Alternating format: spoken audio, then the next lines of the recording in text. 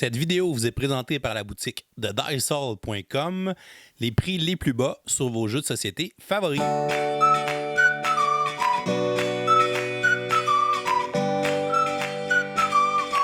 Hey, bonjour tout le monde, bonjour, bienvenue dans le coup de cœur du mois de mai. Alors vous êtes sur la chaîne du Professeur Board Game. J'espère que vous allez bien et j'espère que vous portez bien dans votre coin de pays. C'est Martin de la zone Jeux de société. Bon, je suis là pour vous parler de mon coup de cœur pour le dernier mois. J'ai quand même joué à des gros jeux, dont un très gros jeu qu'on appelle Destinies, mais c'est pas lui qui sera mon coup de cœur pour le mois de mai. Non, c'est une découverte quand même assez exceptionnelle qui s'appelle Castle Eater, The Strangest Battle of World War II. Donc, c'est de la compagnie DVG. Et oui, c'est un jeu de guerre, mais c'est un jeu de guerre qui se joue essentiellement en solo et qui est quand même assez spécial. Je dirais que c'est un genre de tower defense où il faut empêcher les SS allemands donc de rentrer dans le château Eater. Et nous, on joue une gang de soldats qui sont composés de plein de gens, donc des Français, il y a des Américains, il y a des Allemands, il y a des Autrichiens, et puis avec un système de dés et un système de cartes qui est très très simple. Alors il faudra placer nos membres de l'armée stratégiquement pour empêcher l'avancée de ces fameux SS-là. C'est très surprenant parce que c'est un jeu de guerre qui est d'une simplicité qui fait en sorte que même si les règles sont simples, le côté stratégique, il est extrêmement présent. Alors, est-ce que je veux utiliser mes soldats pour empêcher les Allemands d'avancer ou je fais des tirs de suppression? Alors, ces fameux tirs de suppression qui vont permettre de justement empêcher d'autres soldats SS d'arriver. En fait, c'est pas des tirs de suppression, on appelle ça des tirs de couverture en français. Vraiment, c'est un plus vieux jeu. Je ne sais pas jusqu'à quel point il est disponible, mais si vous aimez ce type de jeu, si vous aimez les jeux solo et que vous aimez ce type de jeu-là, je vous le recommande. C'est une belle découverte. C'est d'ailleurs le designer de celui-là, c'est David Thompson, qui est un designer quand même assez reconnu pour faire des jeux excellents. Alors voilà, c'est Castle Eater, The Strangest Battle of World War II. Je vous souhaite un super mois de juin. Il en reste quelques semaines. On se revoit bientôt et on passe à toi le prochain. Allons-y. De mon côté, pour mon coup de cœur du mois de mai 2021, je suis allé avec un jeu un peu plus lourd parce que j'ai quand même joué Under Falling Skies, Super Skill Pinball, des jeux que j'ai super appréciés. Mais ce qui a détrôné, c'est D-Day at Omaha Beach. C'est pas nécessairement un jeu récent, mais c'est un jeu que ça fait longtemps que je voulais essayer, que je voulais avoir dans ma collection. J'ai acheté il y a quelques mois et j'ai enfin pu le sortir. Beaucoup d'heures de lecture de règles, mais une fois qu'on a passé au travers du livret de règles, sincèrement, le jeu va super bien. Ça tourne bien, les tours vont bien. Ça reste un concept de, on débarque sur les plages de Normandie et on doit, si on est de l'infanterie, on faut aller les protéger un peu, donc proche des montagnes, pas des montagnes, mais des petits vallons sur la plage. Il ne faut pas rester tout ça à découvert sur la plage parce qu'on va se faire tirer dessus par les Allemands. Donc, il faut vraiment être très tactique dans le jeu. On va avoir des héros qui vont être inspirants pour notre équipe. On va avoir toutes sortes d'artillerie aussi qu'on va pouvoir utiliser pour attaquer les tireurs allemands, les espèces de petites bases allemandes qui nous tirent dessus à chaque tour. Donc, c'est très tactique, mais sincèrement, c'est pas un jeu qui est inaccessible. C'est vraiment un jeu qu'une fois, c'est sûr que le livret de règles va être lourd, mais une fois qu'on va passer au travers, on va être capable vraiment de rentrer dans le jeu. Puis je pense qu'on va être capable de revenir partie après partie. C'est sûr, c'est les parties qui sont longues, mais je tenais à vous le présenter aujourd'hui, sortir un petit peu des jeux un petit peu mainstream et aller plus dans le jeu de guerre différent qui peut faire peur des fois, mais qui est vraiment super accrocheur pour moi. D-Day at Omaha Beach, c'est mon coup de cœur du mois de mai 2021.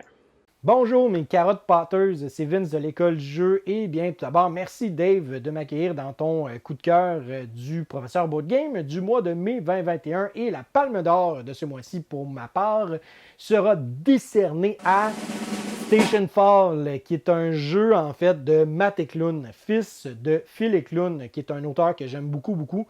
Donc Matt Eklund nous propose un espèce de jeu genre hyper sauté.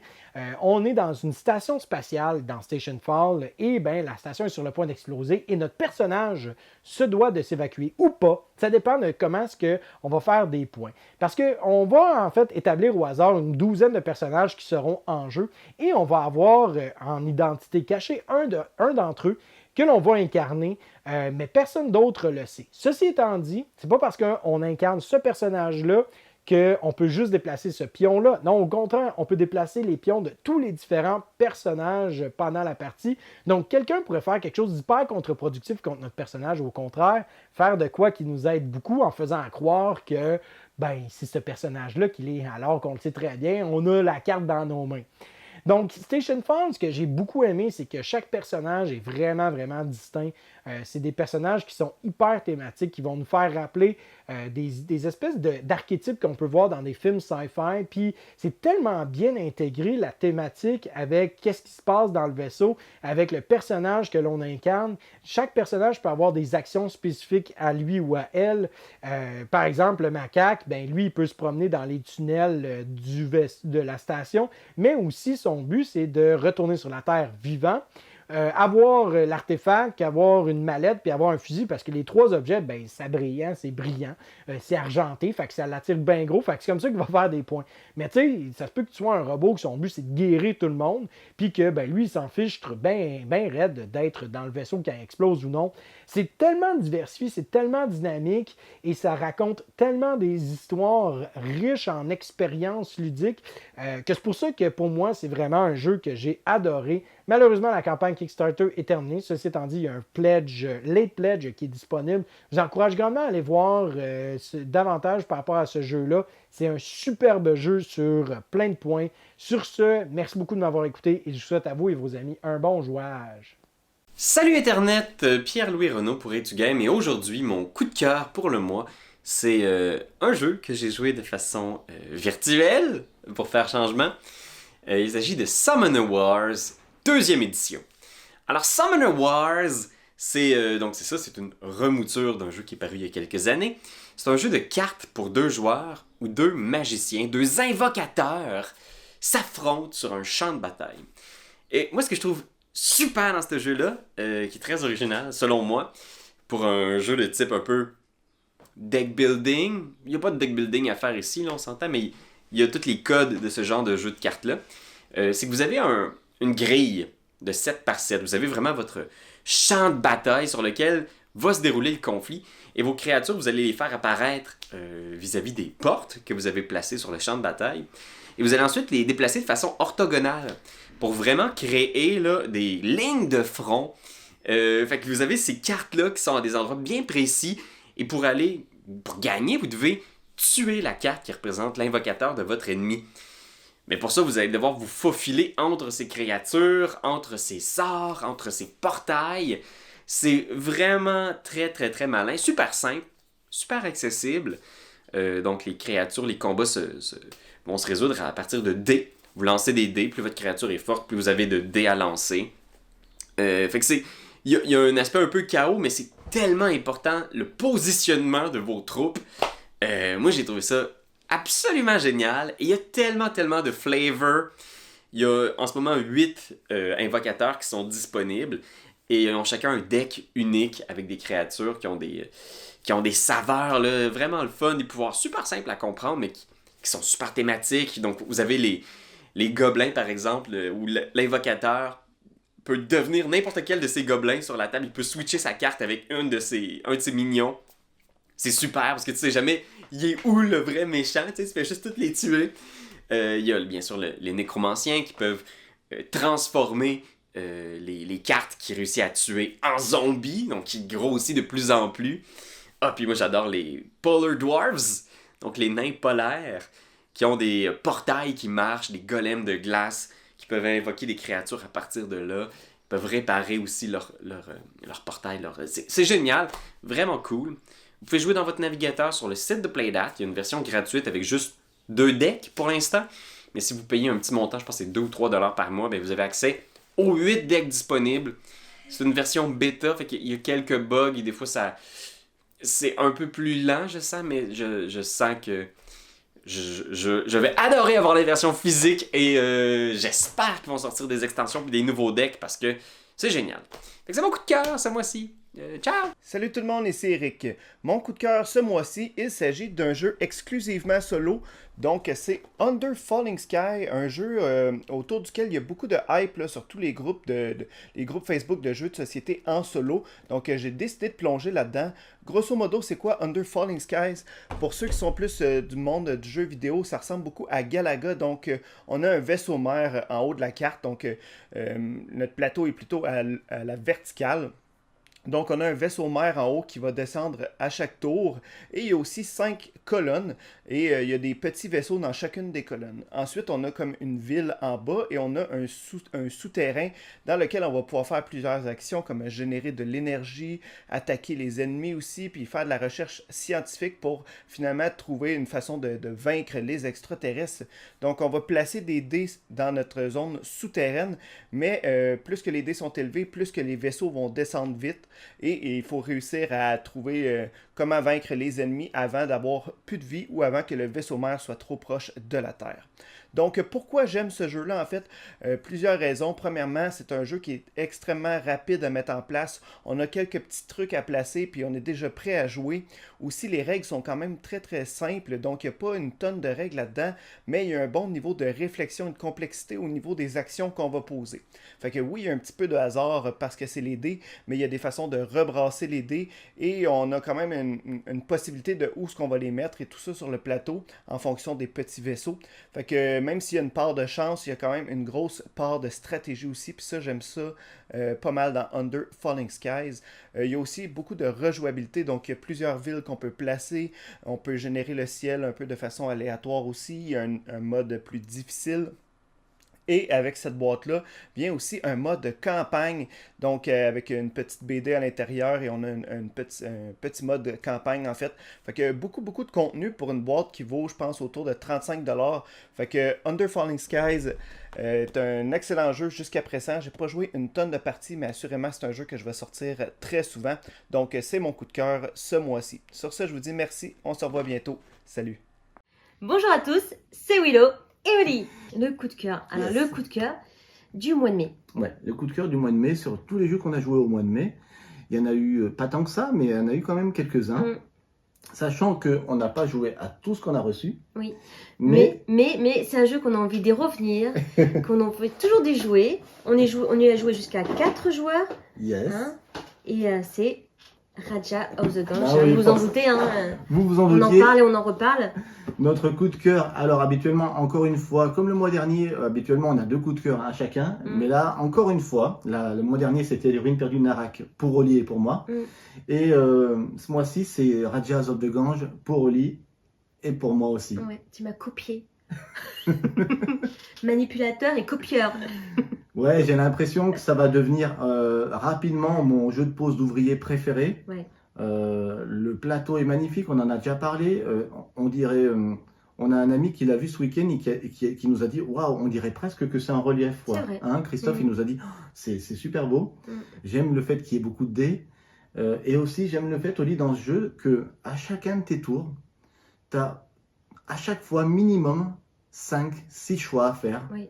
Et c'est déterminant. Je trouve ça génial. 5-6 choix, c'est bien. Hein, c'est pas... Si quelqu'un te prend ton choix, il faut que tu recalcules. Enfin, ça cogite bien dans la tête. Voilà, alors ça reste familial, même si c'est un 12 ans et plus. Ça reste familial, mais ça fait assez réfléchir. Moi, ça excite mon intelligence, ce genre de jeu. Ouais. Ça te fait cogiter, mais dans le bon sens du terme. C'est très ludique. Et à la fois, c'est beau. Le thème, il est top. Ouais, coup de cœur. Mais méga coup de cœur. Méga coup de cœur. En Moi, plus, c'est un jeu qui est pas récent, de 2017. Ouais, il a 4 ans. De 2017. Donc, on l'avait pas. Et je suis vraiment contente de l'avoir. Ouais, merci à Talia de nous avoir localisé ce jeu de chez Our. C'est un jeu à l'origine qui est distribué en Allemagne. Mais voilà, on est trop heureux. Très heureux. Si vous n'avez pas encore essayé le jeu, essayez-le. Si vous voulez voir peut-être une vidéo complète sur une partie jouée, dites-le nous dans les commentaires, on en fera une. On en fera une avec plaisir. C'est clair. Coup de cœur, yes! Du mois de mai. Bonjour à tous et toutes, ça me fait plaisir de me retrouver à nouveau dans la vidéo coup de cœur du mois du professeur Board Game, que je salue d'ailleurs.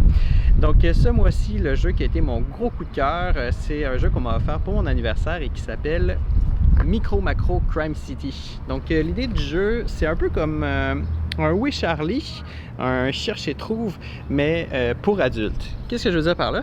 C'est que au lieu de juste trouver un élément caché dans le décor, on va avoir une histoire complète qui est cachée dans le décor. Donc on a un très grand plan de la ville que je ne sortirai pas ici en extérieur parce que ça va prendre dans le vent. Et ces personnages un peu partout racontent différentes histoires. Et donc à chaque histoire, on va avoir un paquet de cartes dans une petite enveloppe comme ça ici. Je vais vous montrer rapidement.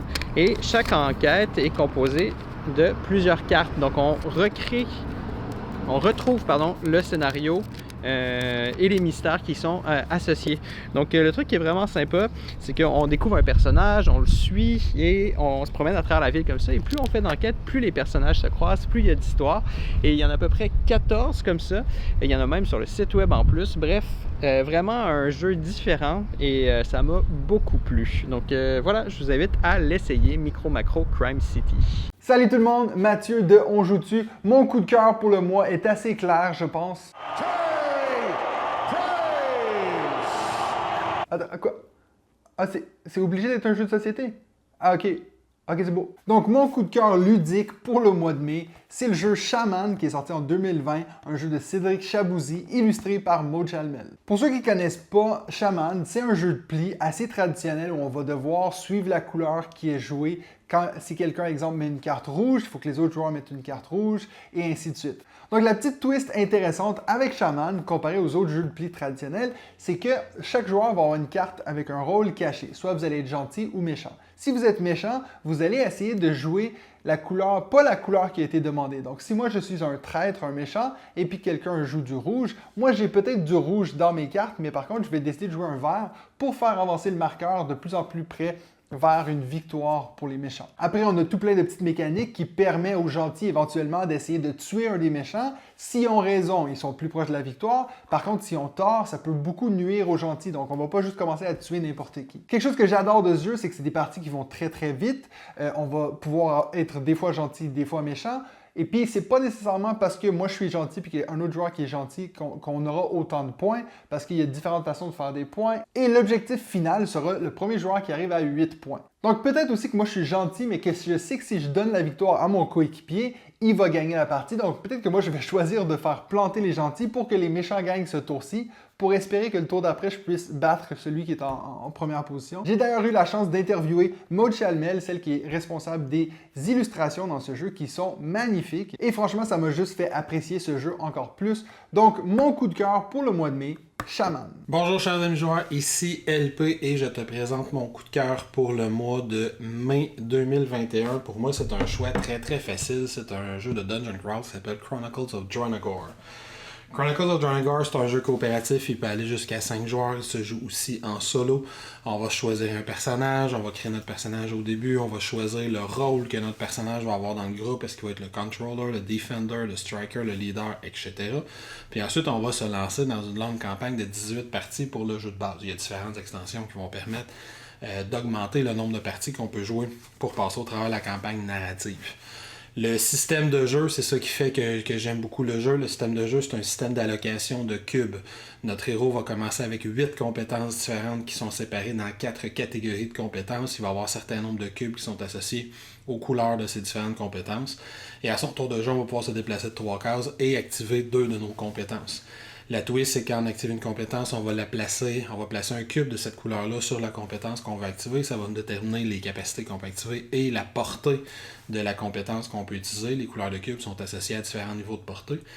Et ensuite, cette compétence-là va être bloquée jusqu'à temps qu'on fasse une action. On va rappeler tous nos cubes. On va se placer des cubes noirs qui sont des espèces de cubes de malédiction qui sont la condition de défaite. Si on en a trop, on perd la partie, mais qui vont aussi bloquer des compétences jusqu'à la fin de la partie ou jusqu'à temps qu'on se débarrasse à tout le moins de ces cubes noirs-là. Donc, au fur et à mesure qu'on avance dans les tours, on est plus limité dans nos options. Fait qu'on doit être très calculateur. pour être capable de bien passer au travers des différents niveaux. Visuellement, le jeu est aussi spectaculaire parce que c'est Game Trace qui a fabriqué les différents plateaux de jeu. Fait qu'on va avoir des plateaux à différents niveaux d'élévation. On va placer nos tuiles de donjon là-dessus qu'on est en train d'explorer.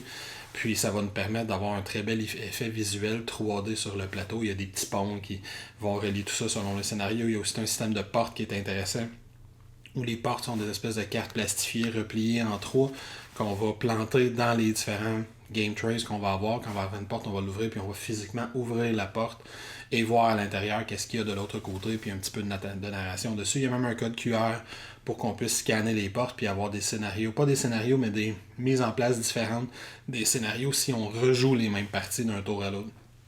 Il y a beaucoup de choses à dire sur ce jeu-là que je n'ai pas le temps de dire en 2 minutes, mais c'est un dungeon crawl que j'ai vraiment grandement apprécié. À titre, la meilleure conclusion que je peux faire, je l'ai reçue il y a 3 semaines. J'ai terminé la campagne de 18 parties et les 2 extensions qui rajoutent chacune 3 parties à la fin de la campagne. J'ai maximisé mes héros, j'ai adoré mon expérience. J'ai une vidéo qui explique plus en détail les règles du jeu, mais personnellement, Chronicles of Dronagor, très belle découverte pour mon mois de mai. Il est vraiment incroyable, Carey Price. Hein?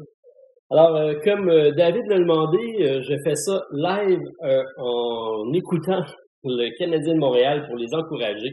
J'ai malheureusement pas mon chandail, mais je suis à l'écoute puisque le Canadien se dirige vers peut-être la finale de la Coupe Stanley. Alors, ça va bien présentement, 0-0, 8 minutes 22 à la 2e période. Alors, go, Habs, go, pour continuer à les encourager. J'ai même gardé ma barbe de Syrie pour l'occasion. Alors, durant la semaine, j'ai fait un podcast parlant des applications dans les jeux de société et certains jeux ont des applications peut-être un peu trop présentes. C'est notamment le cas avec plusieurs jeux d'enquête. Par contre, initialement, un jeu d'enquête qui se joue sans application et qui est vraiment excellent, mais également très difficile, Sherlock Holmes Détective Conseil, donc ça demandait un bon investissement, arrive présentement, grâce à Studio H, un autre jeu dans le même esprit, mais beaucoup plus accessible, beaucoup plus familial également. Donc, on parle de Suspect. C'est donc un jeu de Guillaume Montiage. Alors, 3 enquêtes captivantes de Claire Harper. Toujours 0-0. Alors, ça se joue simplement avec un jeu de cartes. On a donc un jeu de cartes d'une 50aine de cartes. Et on va devoir, comme ça, résoudre des enquêtes policières grâce au brio de Claire, qui met son nez partout. Beaucoup de suspects, comme ça le dit, donc un jeu vraiment dans l'esprit d'Agatha Christie, qui nous permet donc d'avoir une scène de crime, beaucoup de suspects. On va y aller par élimination pour justement à la fin se ramasser avec un questionnaire à remplir. Plus rapidement on trouve les réponses à nos questions et meilleur sera notre pointage. Alors, 3 scénarios assez bien intéressants pour celui-ci. Donc, on parle de parties d'environ 90 minutes, 1 à 6 joueurs, 10 ans et plus. Alors, c'est ma suggestion du mois. Donc, Suspect chez Studio H. Alors, si vous aimez les jeux d'enquête sans application, celui-ci est pour vous. Alors, merci et vas-y David, c'est à ton tour. Salut les gamers, pour ma part, pour mon coup de cœur du mois de mai 2021, j'y vais avec le petit jeu Trek 12, un petit jeu de roll and write de Bruno Catala et Corentin Lebras qui est vraiment très simple. On va lancer 2 dés, on va ensuite choisir une opération mathématique entre l'addition, la soustraction, la multiplication ou de prendre le plus grand ou le plus petit des 2 résultats. Et on va devoir aller le placer sur une petite carte qui représente l'ascension d'une montagne. Donc on va aller placer des chiffres dans les différentes cases pour essayer de faire des regroupements, pour faire des suites ou des regroupements de chiffres pareils dans le but de faire des points. Donc c'est un principe de jeu vraiment très très simple, mais ce qui fait la beauté et la profondeur de ce jeu, c'est qu'il y a des enveloppes cachées dans le jeu. Donc on a 6 enveloppes cachées qui sur chacune d'elles vont avoir un objectif ici. Et si on l'accomplit cet objectif-là à la fin d'une partie, on va pouvoir ouvrir la dite enveloppe et découvrir ce qu'il y a à l'intérieur. Vous voyez qu'ils sont quand même assez épaisses. Donc du nouveau matériel, peut-être des nouvelles cartes, des nouvelles règles, des nouvelles choses qui vont s'ajouter ensuite dans votre jeu. Donc c'est vraiment très le fun et ça nous pousse à continuer à vouloir jouer d'autres parties pour aller débloquer et voir ce qu'il y a de caché dans ces belles enveloppes. Donc c'est une belle touche d'avoir acheté ça dans un roll and ride côté profondeur. Donc ça lui donne une très belle rejouabilité puis on a le goût de le faire pour pouvoir ouvrir toutes les enveloppes. Le jeu est aussi disponible sur BGA en version bêta, donc j'ai joué aussi quelques parties en ligne, donc vraiment très le fun. J'ai même joué une partie en vrai au Jardin botanique de Montréal, donc c'est un petit jeu qui est portatif, la boîte est toute petite, on met 2-3 crayons là-dedans, on emmène ça, on peut jouer à ça n'importe où, donc c'est un petit jeu qui peut être le fun pour vos vacances d'été à placer dans vos valises. Et voilà, c'est tout pour aujourd'hui. Oh, c'est vrai, on est lundi. On va donc vous donner une question du jour pour participer à notre concours du lundi pour le mois de juin 2021. On fait justement tirer une copie de Trek 12. Donc, la question du jour est la suivante. Quel est votre jeu coup de cœur au mois de mai 2021? Vous nous écrivez ça en commentaire YouTube sous la vidéo pour enregistrer une participation. Donc, bonne chance à tous pour ce nouveau concours. Je voudrais dire un gros merci encore une fois à tous mes collaborateurs pour le segment coup de cœur qui ont pris le temps de nous envoyer leurs vidéos pour partager leur coup de cœur avec vous. On va vous souhaiter une excellente fin de journée. On se voit le mois prochain pour un nouveau segment coup de cœur. Donc, continuez de gamer et go Habs go!